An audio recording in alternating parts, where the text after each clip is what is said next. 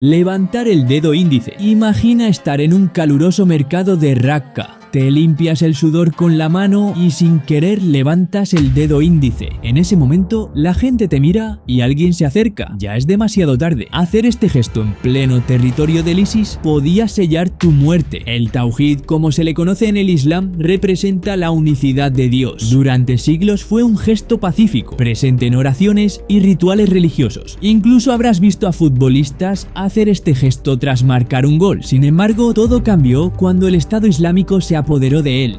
Entre 2014 y 2019, el ISIS dominó regiones de Irak y Siria, y durante ese periodo convirtieron ese gesto en un símbolo de lealtad absoluta al califato. Lo mostraban en vídeos de ejecuciones, atentados y juicios públicos. En las calles de Mosul, no levantarlo podía marcarte como infiel, y levantarlo mal como traidor. Y aquí es donde las cosas se ponían realmente serias. Te arrastraban a la plaza central y te apedreaban hasta quitarte la vida, o te decapitaban frente a una cámara, a menudo con niños mirando desde la multitud. En algunos casos, ni siquiera hacía falta que realmente lo hubieras hecho. Una denuncia bastaba. No había juicio, no había defensa, solo sentencia. Incluso hoy, fuera de esas zonas, levantar ese dedo puede generar sospechas, porque aunque su significado original era espiritual, después de ISIS, ese gesto puede ser visto como una amenaza. Y lo más perturbador es que no fue la primera vez en la historia que un movimiento tan simple podía costarte la vida. Siglos antes,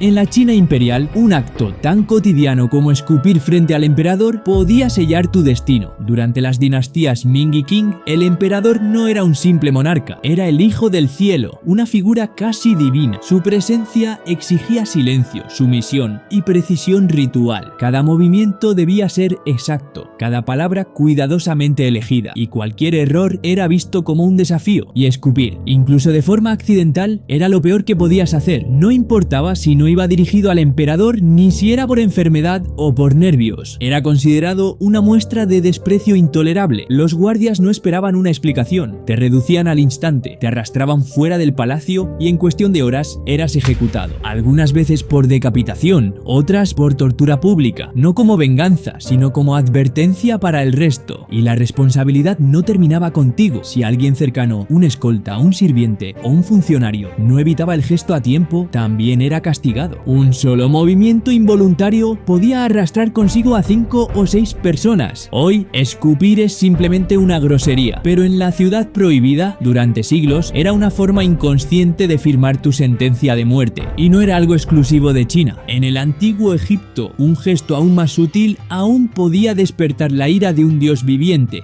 Señalar con el dedo al faraón. En el antiguo Egipto, el faraón no era visto como un líder político, era considerado un dios, la encarnación de Horus, con poder absoluto sobre la vida, la muerte y el más allá. Por eso, apuntar un dedo hacia él era impensable. Un gesto diminuto, sí, pero interpretado como un insulto divino, una falta de respeto al orden sagrado del universo. Durante audiencias oficiales o ceremonias públicas, ningún asistente podía señalar ni mirar directamente a los ojos del faraón ni hablar sin autorización. El protocolo era rígido y profundamente espiritual. Incluso los sacerdotes se retiraban caminando hacia atrás para no darle la espalda al rey Dios. Pero si un extranjero, un esclavo o incluso un noble despistado alzaba el dedo en dirección al faraón, no había margen para el perdón. La sentencia solía ser la muerte inmediata, a menudo por estrangulamiento o empalamiento, según la gravedad percibida. Y según algunos cronistas, incluso los niños no estaban a salvo. Hay registros de ejecuciones infantiles por gestos interpretados como irreverentes. Mientras tanto, en la Unión Soviética de Stalin había un gesto que podía convertirte directamente en enemigo del Estado.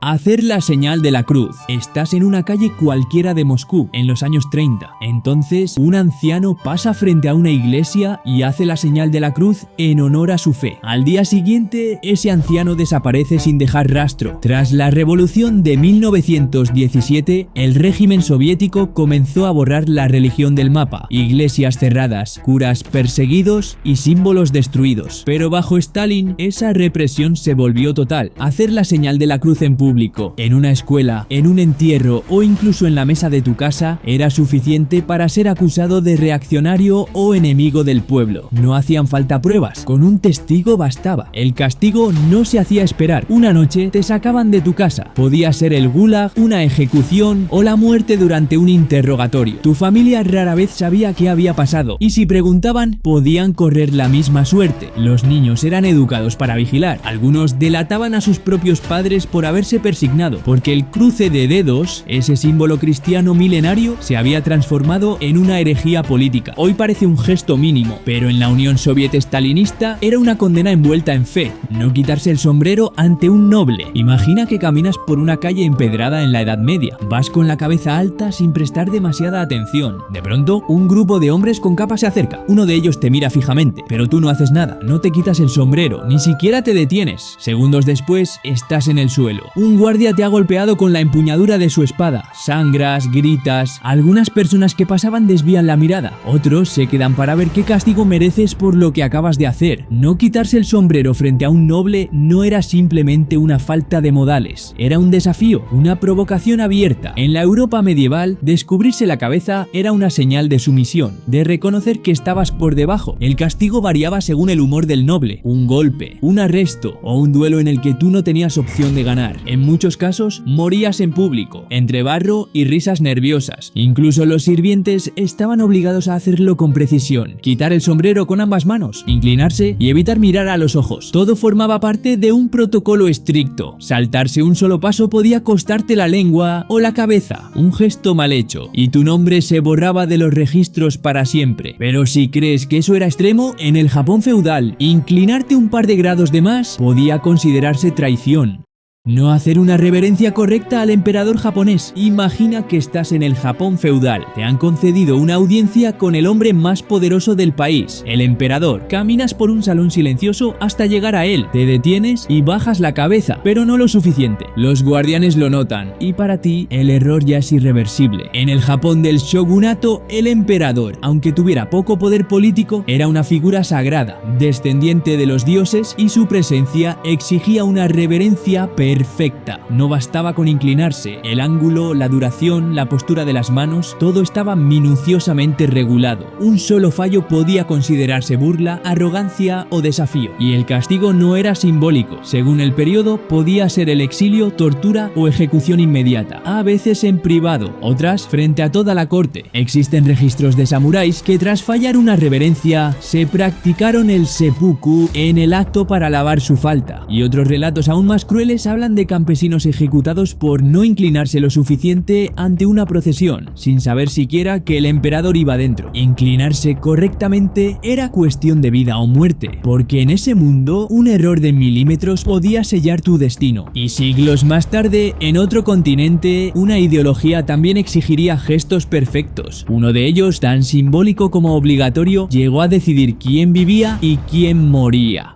El saludo nazi. Estás en la Alemania de 1938. Vas por la calle, escuchas una marcha y de pronto todos a tu alrededor levantan el brazo derecho al unísono. Y tú, como ibas por la calle escuchando vídeos como este, se te olvida hacerlo y alguien te ve. Verás, el saludo nazi no era una mera formalidad, era una declaración pública de lealtad al Führer y al Tercer Reich. No hacerlo frente a un funcionario, un soldado o incluso una bandera nazi era una traición. La Gestapo recibía miles de denuncias por ese gesto. Vecinos, compañeros de trabajo, incluso niños, reportaban a quienes no lo hacían. El castigo podía variar: un despido, un interrogatorio, prisión o directamente un viaje sin retorno a un campo de concentración. En pueblos y ciudades, el ambiente era de vigilancia total. No levantar el brazo en una plaza o durante un discurso bastaba para convertirte en sospechoso. No importaba si estabas enfermo, si eras anciano o si simplemente no lo habías visto venir. Incluso en el ejército, saludar con poca convicción o de forma incorrecta podía llevarte ante una corte marcial. No había espacio para ambigüedades. Estabas con ellos o contra ellos. Hoy, hacer el saludo nazi es delito en muchos países, pero entonces negarte a hacerlo te convertía automáticamente en enemigo del Estado. Y si ese gesto exigía lealtad total, hay otro que en el extremo opuesto del mundo también exigía sumisión, pero a través del silencio. Levantar el puño. Durante la dictadura de Franco, en la España de posguerra, posguerra, levantar el puño cerrado era una provocación mortal. No importaba si lo hacías por costumbre, por ideología o simplemente por error. Ese gesto, ligado al movimiento obrero, comunista y republicano, era visto como una amenaza directa al régimen. La represión era brutal y sistemática. Quienes levantaban el puño durante una protesta, un entierro o incluso una canción eran fichados, golpeados, encarcelados y a menudo ejecutados sin juicio. En los años 40 y 50, la policía franquista barría barrios enteros buscando puños en alto. Muchos desaparecieron por un gesto que apenas duraba un segundo. En zonas rurales, incluso levantar el brazo de forma ambigua bastaba para ser interrogado. Un puño alzado te marcaba como rojo, como un enemigo dentro del propio país. Aún décadas después, durante los últimos años de la dictadura, ese gesto seguía cargado de peligro. En manifestaciones clandestinas, muchos lo levantaban sabiendo que probablemente no volverían a casa. Darle la espalda a la realeza. Durante la dinastía Joseon, en la Corea feudal, el protocolo no era una simple cuestión de etiqueta, era una ley no escrita que organizaba la vida social, la política y la supervivencia. Dentro de ese sistema existía una norma sagrada: nunca darle la espalda a un miembro de la realeza. Cuando los funcionarios terminaban una audiencia con el rey, no se daban media vuelta, se retiraban caminando de espaldas, en silencio, sin levantar la mirada. Girarse era impensable, se consideraba una falta de respeto grave, una humillación hacia la figura del monarca, que podía interpretarse como burla o desafío. Las consecuencias eran tan severas como arbitrarias. Algunos eran expulsados de sus cargos o exiliados, otros eran ejecutados por deshonra, sin importar si el gesto había sido intencional o un simple descuido. Bastaba con que alguien de la corte lo hubiera notado y lo informara. Los sirvientes del palacio eran entrenados desde niños para evitar cualquier error. Aprendían a moverse como sombras, de espaldas, sin mostrar nunca la parte trasera del cuerpo frente a un noble. Cada paso era ensayado, cada desliz castigado, un giro involuntario y podías ver tu destino sellado en un instante. No hacer el saludo romano en el imperio. En el imperio romano, la lealtad se juraba con el brazo. Su origen se remonta a los juramentos militares, donde los soldados levantaban el brazo para prometer obediencia al imperio. Con el tiempo, este gesto se institucionalizó y se volvió obligatorio en ceremonias públicas, desfiles e incluso al pasar frente a estatuas del emperador. El saludo romano, el brazo derecho extendido con la palma hacia adelante, era un gesto obligatorio. No hacerlo no se consideraba una simple descortesía, era una negación del poder divino del César, y eso en Roma era traición. El castigo era claro. A veces los soldados sacaban de la multitud al infractor y lo ejecutaban en el acto. Otras veces se abría una investigación y días después la persona desaparecía, era enviada al exilio o forzada al suicidio. En las provincias del imperio, donde la autoridad debía reforzarse constantemente, la vigilancia era aún más estricta. No levantar el brazo en el momento adecuado podía hacer que aparecieras en una lista, y cuando eso pasaba, un centurión podía tocar tu puerta sin previo aviso.